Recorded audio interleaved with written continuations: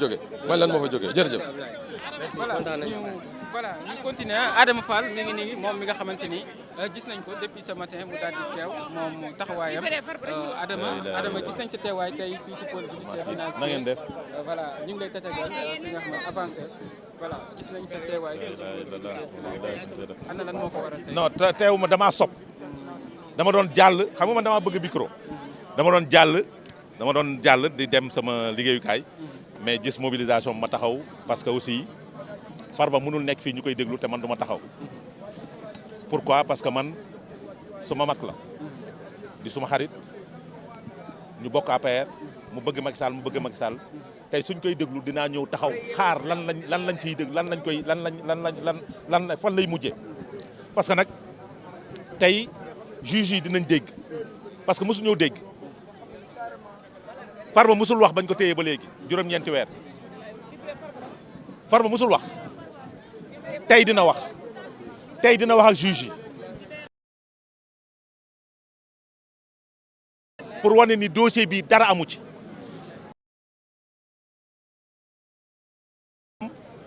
dañ ko bëgg xañ liberté am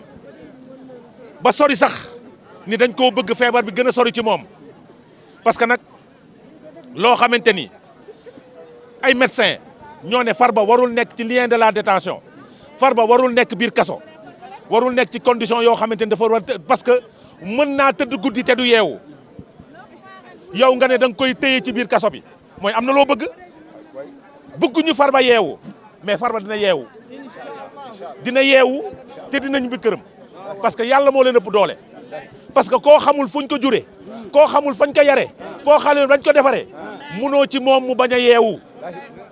parce que nag li may wax du sama wax de médecins yi ñoo ne Farba mën naa tëdd guddi bañ a yeewu mën naa am waaw loolu la médecins yi wax nga ne dee Farba dina toog ci biir kaso bi mooy yow bëgg nga ni moom mu tëdd guddi bañ a yeewu dina yeewu par force te dina ñibbi biir këram incha allahu rabi dina ñibbi biir këram seen pexe bi ñu bëgg duñ ko am seen pexe du jub wallahi wa rabbul kaaba gi parce que nag bañ koy tëkku biir Agnam naan ko bii mooy dernier campagne am boobu ñu ngi tëkku Farba mooy Farba du rëcc ci nii wala ci naa mooy sa dernier campagne mooy da ngay ñàkk sa bakkan parce que Farba bari day taal su ñàkkee bakkanam mooy dernier campagne am Farba suñ ko tëggee ci kaso bi ilaa yow mi din mooy dernier campagne am mais tey puisque ñu ngi koy déglu dañuy sonal seen bopp mënuñoo menacer Farba ba Farba di tekki di am li muy am di liggéey ñoom ñi ngi jàng li ma xam man li ma xam ba xam ko mooy ba may fekke Farba di am rue 39 angle 28 la kër ñoom Omar Bonko muy wàcc car rapide sama kanam di toog ma koy attaayal muy naan ba keroog muy jënd 4x4 sama kanam boobu Abdou Diouf fa fi ne ba muy am ñii ñi ngi jàng ba muy tekki ñii ñi ngi jàng nga ne nag tekki na léegi warul tekki ban crime la xam nga wax ji lépp lan la mooy Fuuta la ñu bëgg ñu ànd ak ñoom parce que nag su Farba nangu woon négociation yi man maay wax parce que fekk naa Farba biir kaso su Farba nangu woon liñ ko proposé woon Farba ñibbi na yàgg na mais day gor bëgg Macky Sall du wor bëgg Fuuta bëgg Sénégal moo tax du wor moo tax mu toog li ko dal yëpp mooy li mu ànd ak Macky Sall la li ko dal yëpp mooy li mu bëgg APR la li ko dal yëpp mooy li mu gëm Fuuta la dëgg la su loolu amuloon lii dal Farba du ko dal su ko loolu amuloon Farba génn na Farba su nangu woon créer mouvement biñ ko santoon man maay wax dëgg la de su nangu woon créer mouvement biñ ko laajoon kon heure bi génn na ci kaso dëgg la de mais du jarul waxtu xam nañ ko dama ne su nangu woon créer mouvement jël yoonam bàyyi Macky Sall kon heure bi génn na kaso bi dëgg la de proposé nañ ko ba sonn mu bañ su ko nangu woon laa wax pavillon spécial be du fa def benn guddi mais malheureusement du wor te dafa gore beneen mbir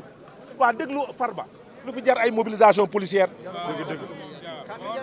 une forte mobilisation camp GMI bii ñu teg fii pour lan la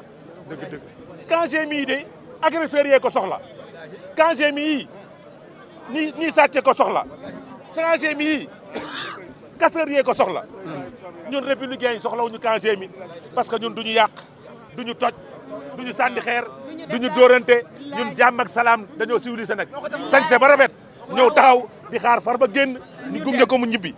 du leneen képp kuy xaar ñu sànni xeer yaa ngi nax sa bopp képp kuy xaar ñu dóor ki lacrymogène yaa ngi nax sa bopp ñun dañoo civilisé ñun dañuy xaar Farba mu génn ñu yóbbu ko mu ñibbi parce que place su Farba du pavillon spécial place su Farba du feneen parce que dossier bi suñ ko génnee dinañ xam ni lépp vide na. jërëjëf jërëjëf. monsieur le maire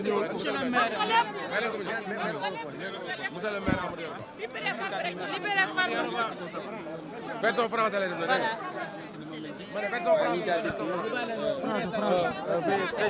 Veuillez vous présenter d'abord. Je m'appelle Amadou Yakoba, maire de la commune de Orange dans le département.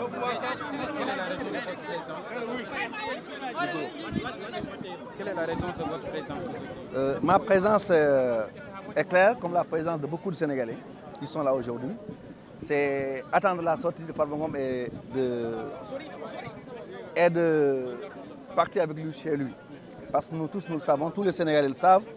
que le dossier de Farba Ngom, c'est un dossier vide, un dossier bidon. Parce que on ne peut pas comprendre, on ne peut pas concevoir qu'un homme d'affaires ne doit pas avoir de l'argent au Sénégal. C'est extrêmement dangereux pour un pays. Un pays qui détruit ses milliardaires, au lieu de construire des hommes riches, qui sont les piliers économiques. C'est grave d'arrêter quelqu'un qui n'a pas géré des deniers publics et on l'accuse de détournement de fonds. Et alors que ceux qui ont géré les deniers publics de l'État au niveau du Trésor, on ne les voit pas. Nous sommes là aujourd'hui pour accompagner notre frère, notre ami, notre leader politique qui nous a accompagnés depuis 2009 jusqu'à présent. Un leader politique qui a montré au Fouta que l'État existe, qui a montré au Fouta que l'État peut faire des investissements, que l'État peut construire des hôpitaux, construire des écoles, construire des forages pour la population. Le Fouta de 1960 à 2012, tout ce qui a été investi au Fouta, 90% c'était investi par des émigrés, de nos enfants et nos fils. Donc nous ne connaissons pas l'emploi des jeunes. Nous avons connu tout ça à partir de Macky Sall par l'intermédiaire de Farba Ngom. Donc nous sommes là aujourd'hui et nous savons qu'il va sortir, Inch'Allah, on va rentrer chez lui. Après 9 mois de détention, espérez-vous qu'aujourd'hui il sera libre? Si la justice est faite, si la loi est dite, Farba Ngom va rentrer. Parce que tout ce qui a été demandé, si c'est des questions, une caution c'est un droit, Farba Ngom l'a fait. Un certificat médical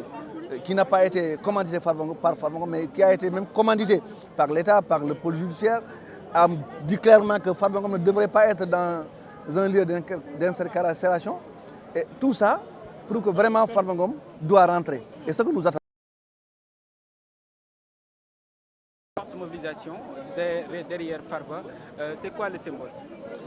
Le symbole, c'est montrer que nous sommes des gens civilisés. Nous sommes des citoyens, nous sommes des républicains. On ne va pas casser,